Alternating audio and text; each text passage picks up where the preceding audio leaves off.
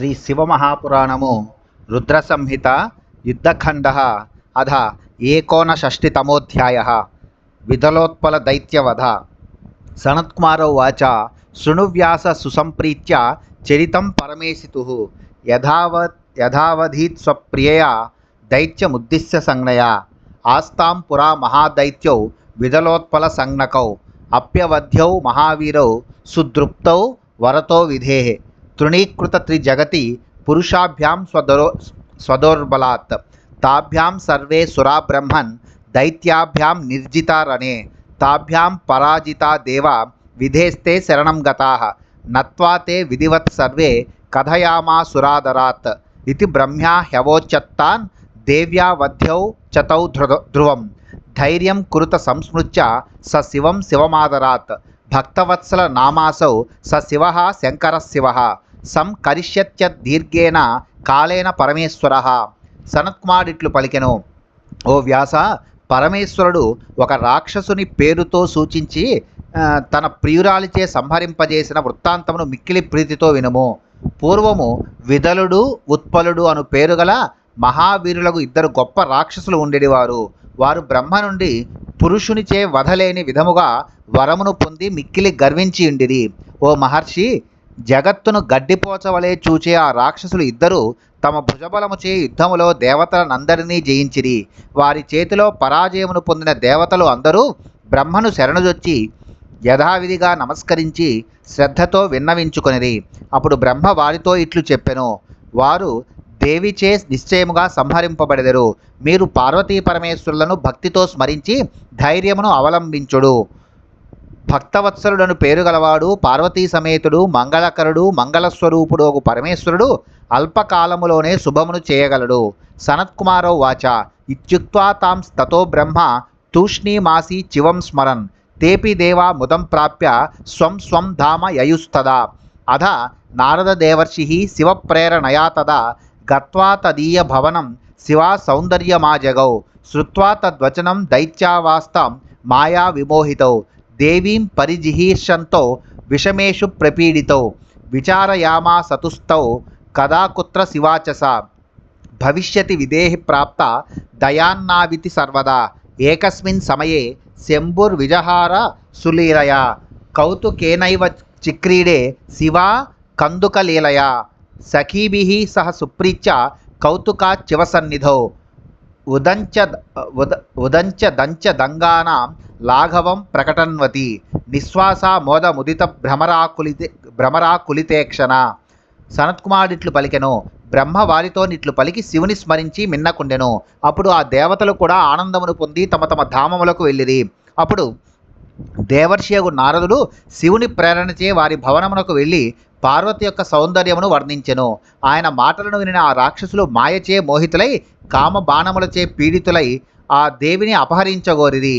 పార్వతి ఎప్పుడు ఎక్కడ లభించునో, మన భాగ్యము ఎప్పుడు ఉదయించునో అని వారిద్దరూ సర్వదా చింతించుచుండిరి. ఒకనాడు శివుడు లీలచే విహరించుచుండెను.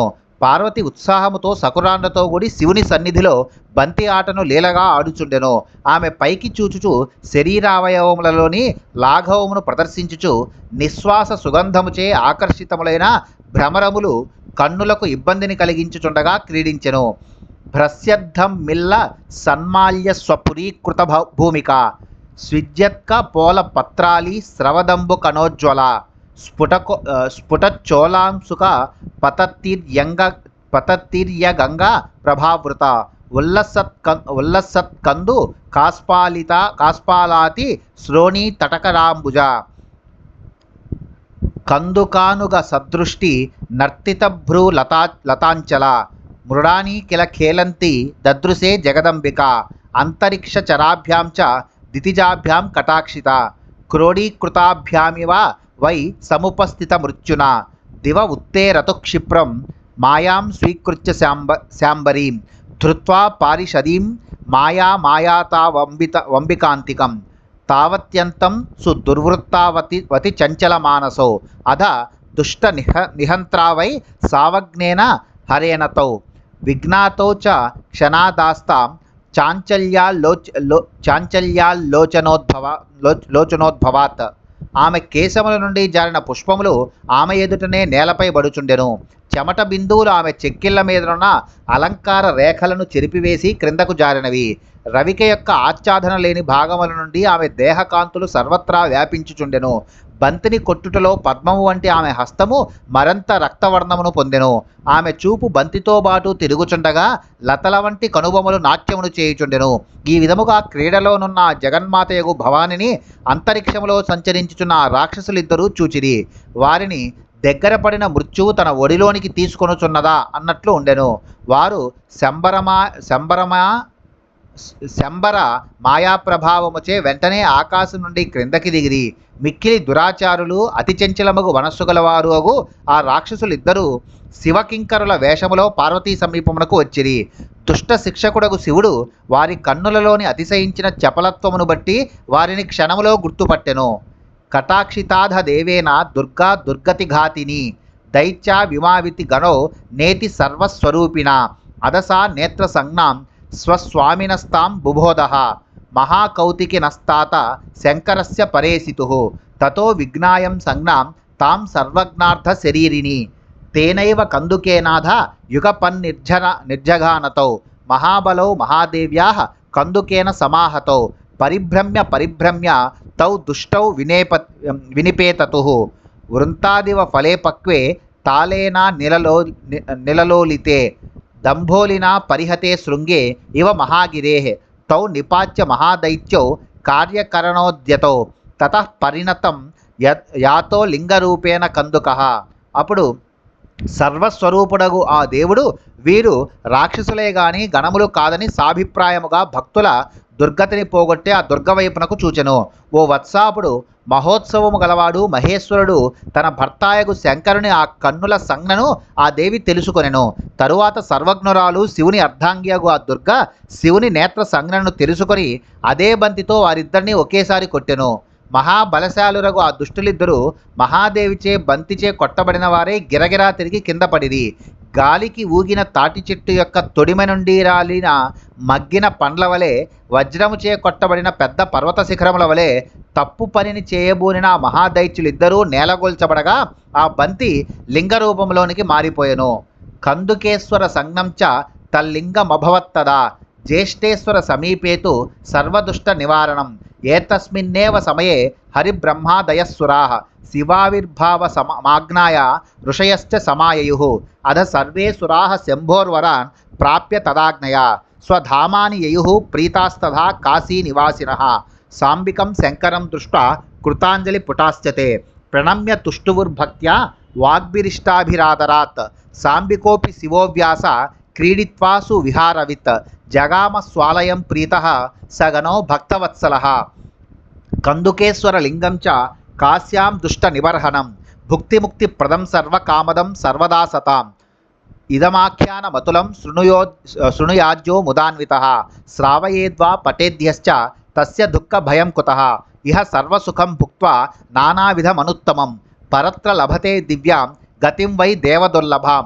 అప్పుడు ఆ లింగము కందుకేశ్వరమను పేరిట ప్రసిద్ధిగాంచెను. జ్యేష్ఠేశ్వర లింగమునకు సమీపములోనున్న ఈ లింగము దోషములనన్నింటినీ పోగొట్టును. ఇదే సమయములో శివుడు ఆవిర్భవించిన వార్త తెలిసి విష్ణువు బ్రహ్మ మొదలగు దేవతలు మరియు ఋషులు ఇచ్చేసిరి. తరువాత సర్వదేవతలు మరియు కాశీ నివాసులు శంభుని నుండి వరములను పొంది సంతసించి ఆయన అనుమతిని పొంది తమ తమ స్థానములకు వెళ్ళిరి. వారు పార్వతీ పరమేశ్వరులను గాంచి చేతులను జోడించి ప్రణమిల్లి శ్రద్ధాభక్తి పూర్వకముగా అభీష్టములకు వచనములతో స్తుతించిరి. ఓ వ్యాస, భక్తవత్సలుడు లీలా విహారవేత్తాగు శివుడు పార్వతీ సమేతుడై విహరించి గణములతో కూడినవాడై తన ధామమునకు వెళ్ళెను. కాశీలోని కందుకేశ్వర లింగము దుష్టులను నశింపజేసి సత్పురుషులకు సర్వకాలములలో భుక్తిని ముక్తిని ఇచ్చి కోర్కెలనన్నింటినీ ఈడేర్చును. సాటిలేని ఈ ఉపాఖ్యానమును ఎవరైతే ఆనందముతో కూడి వినిపించునో లేదా పఠించునో వానికి దుఃఖ భయం ఎక్కడిది. అట్టివాడు ఇహలోకములో నానా విధములైన సర్వోత్కృష్టములకు సకల సుఖములను అనుభవించి పరలోకములో దేవతలకైనను దుర్లభమైన దివ్య గతిని పొందును. ఇదితే వర్ణితం తాత చరితం పరమాద్భుతం శివయోర్భక్త వాత్సల్య సూచకం శివదం సతాం. ఓ వత్స, ఈ విధముగా పార్వతీ పరమేశ్వరుల భక్త వాత్సల్యమును సూచించున్నది, సత్పురుషులకు మంగళమును నొసంగునది, పరమాద్భుతమైనది అగు వృత్తాంతమును నీకు వర్ణించితిని. బ్రహ్మోవాచ ఇత్యుక్త్వా మంత్యతం వ్యాసం తన్నుతో మధ్వరాత్మజ యయౌ విహాయసా కాశీం చరితం శశిమౌళినః యుద్ధఖండమిదం ప్రోక్తం మయాతే మునిసత్తమ రౌద్రీయ సంహితా మధ్యే సర్వకామ ఫలప్రదం ఇయం హి సంహితా రౌద్రీ సంపూర్ణ వర్ణితా మయా సదాశివ ప్రియతరా భుక్తిముక్తి ఫలప్రద ఇమాం యశ్చ పటేన్నిత్యం శత్రుబాధా నివారిణీం సర్వాన్ కామాన వాప్నోతి తతో ముక్తిం లభేత్ ధ్రువం. బ్రహ్మ ఇట్లు పలికెను, నా పుత్రులలో శ్రేష్ఠుడగు సనత్కుమారుడు ఇట్లు చంద్రశేఖరుని వృత్తాంతమును వర్ణించి వ్యాసునిచే స్తుతింపబడిన వాడై ఆయన వద్ద సెలవు తీసుకుని ఆకాశ మార్గములో కాశీనగరమునకు వెళ్ళెను. ఓ మహర్షి, రుద్ర సంహితలో అంతర్భాగమైన ఈ యుద్ధఖండను నీకు చెప్పి ఉంటిని. ఇది సకల కామనలను ఫలములను ఇచ్చును. సదాశివునకు మిక్కిలి ప్రియమైనది, భుక్తి మరియు ముక్తి అను ఫలములను ఇచ్చునది అగు ఈ రుద్ర సంహితను నేను పూర్తిగా చెప్పి తిని. శత్రుబాధను పోగొట్టే దీనిని ఏ మానవుడైతే నిత్యము పఠించునో వాడు కోర్కెలనన్నింటినీ అనుభవించి దేహత్యాగానంతరము మోక్షమును పొందును.